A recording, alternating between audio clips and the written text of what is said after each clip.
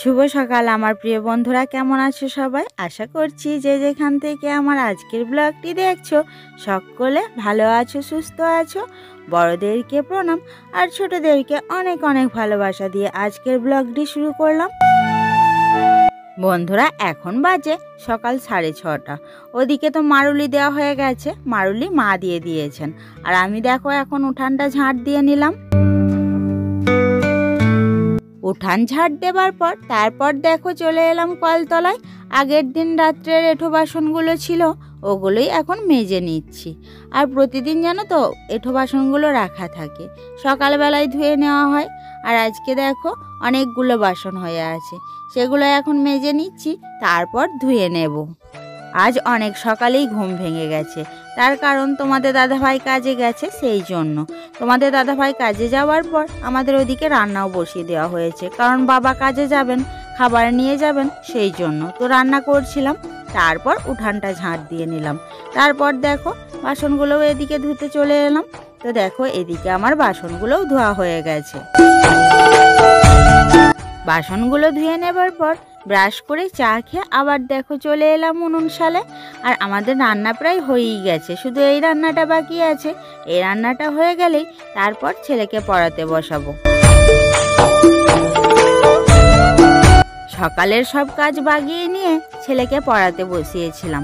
ছেলেকে পড়ানোর পর ওদিকের যে কাজগুলো ছিল বাগিয়ে নেবার পর ছেলেকে স্নান করালাম।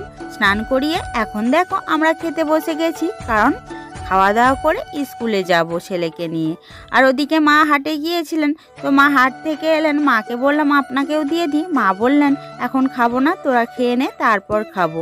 যেহেতু আমরা স্কুলে যাব ওর জন্য আমরা দেখো খেয়ে নিচ্ছি। খেয়ে নিয়ে তারপর ওকে রেডি করিয়ে স্কুলের জন্য বেরিয়ে যাব। আজকে হাতে অনেকটা সময় ছিল বলে ওর জন্য দেখো ছেলেকে আগে স্নান করিয়ে তারপর একসঙ্গে খেতে বসেছি। আর যেই দিন তাড়াতাড়ি হয় সেই দিন আগে ওকে স্নান করিয়ে ড্রেস পরিয়ে তারপর খাইয়ে বেরিয়ে যাই স্কুলের জন্য।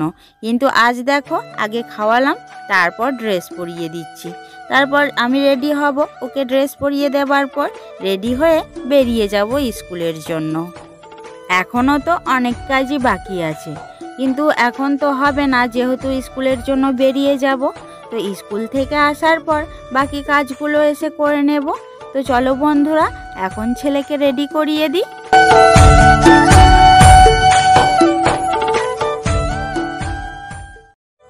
তো বন্ধুরা, ওদিকে ছেলেকে রেডি করানোর পর আমিও এদিকে রেডি হয়ে নিলাম। তারপর দেখো বেরিয়ে পড়লাম স্কুলের জন্য। তো বাড়িতে তো মা এখন নেই, সেজন্য দরজাটা লাগিয়ে দিচ্ছি। আর মা যেহেতু বাড়ির কাছাকাছিই আছেন, মা পিসির বাড়ি গেছেন, সেজন্য তালা দিলাম না, না হলে তালা দিয়ে যেতে হয়। যেহেতু স্কুল একটু দূরে আছে, তো ওদের ক্লাস শুরু হয় তারপর আসি, সেজন্য মা যখন বাড়িতে না থাকেন তালা দিয়ে যেতে হয়।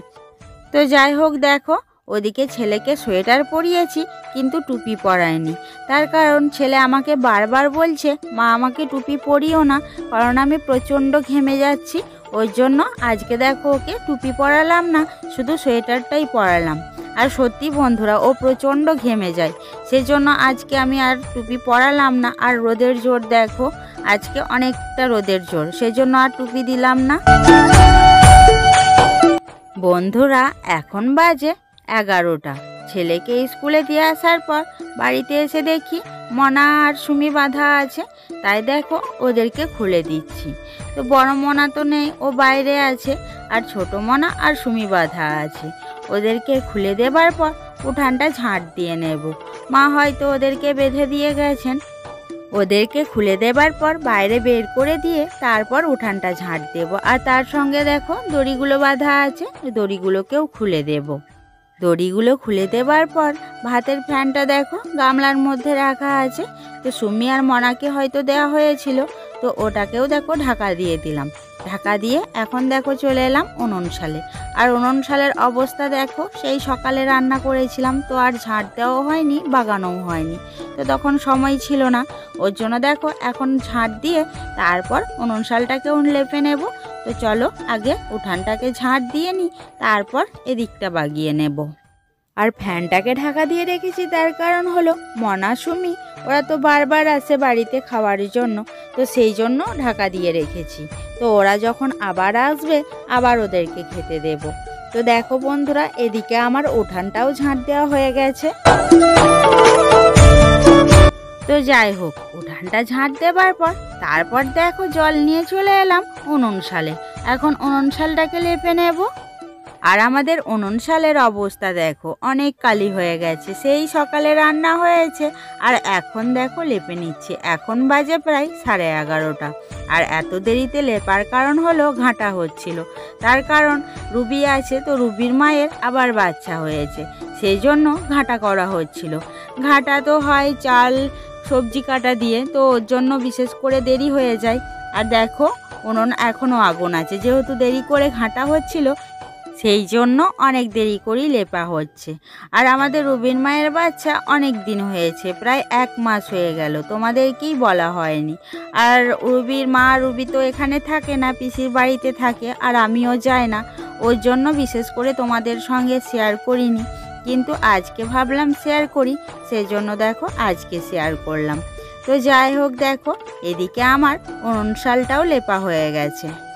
আর পিসির বাড়িতে তো আমার যাওয়াই হয় না, তার কারণ ছেলেকে নিয়ে স্কুলে যাওয়া আবার আনতে যাওয়া, তার সঙ্গে বাড়ির কাজ থাকে, সেই জন্য আমার যাওয়াই হয় না। মাই যান রুবি আর রুবির মাকে খেতে দিতে, তার সঙ্গে দুধ দোয়ানো হয়, তো মাই যান, মাই গিয়ে দুধ দুইয়ে আনেন। তার সঙ্গে পিসিও আছেন, পিসিও দেখেন। আমি শুধু একদিনই গিয়েছিলাম, তখনই দেখে এসেছিলাম, আর যাওয়া হয়নি। তো যাই হোক, ওদিকে উনুন শালটা লেপার পর তারপর দেখো চলে এলাম কলতলায়। সকালে তো খেয়ে স্কুলে গিয়েছিলাম, তো বাসনগুলো রাখা ছিল, বাসনগুলো এখন ধুয়ে নিচ্ছি। বাসনগুলো ধুয়ে নিয়ে তারপর ছেলেকে স্কুলে আনতে যাব।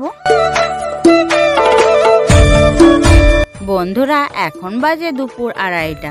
ছেলেকে স্কুল থেকে আনার পর সবাই মিলে খাওয়া দাওয়া করে নিয়েছি, শুধু বাকি ছিলেন পিসি একটু বাইরে গিয়েছিলেন, সেজন্য দেখো দেরিতে খাচ্ছে। আর এই যে পিসি বসে আছেন, তো বাবা পিসি আমরা সবাই একসাথে খেয়ে নিয়েছি। পিসি বাইরে গিয়েছিলেন বলে ওর জন্য দেরিতে এসে খাচ্ছেন। আর ওদিকে বাবা দেখো খেয়ে কাজে বেরিয়ে গেলেন।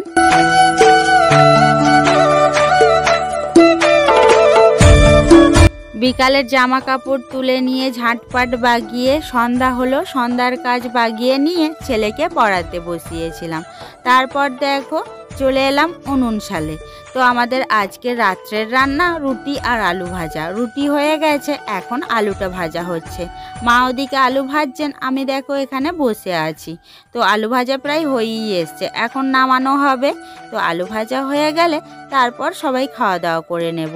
এখন বাজে প্রায় 8:30। তো ওদিকে ছেলেকে পড়াচ্ছিলাম বলে দেরি হয়ে গেল। গরম গরম খাবার নিয়ে তাড়াতাড়ি বসে পড়লাম, যেহেতু 9টা বেজে গেছে, সেই জন্য দেখো রুটি আর আলু ভাজা নিয়ে বসে পড়লাম। তো চলো বন্ধুরা, খাওয়া দাওয়া করে নিই। আমার আজকের ব্লগটি এই পর্যন্ত রইল।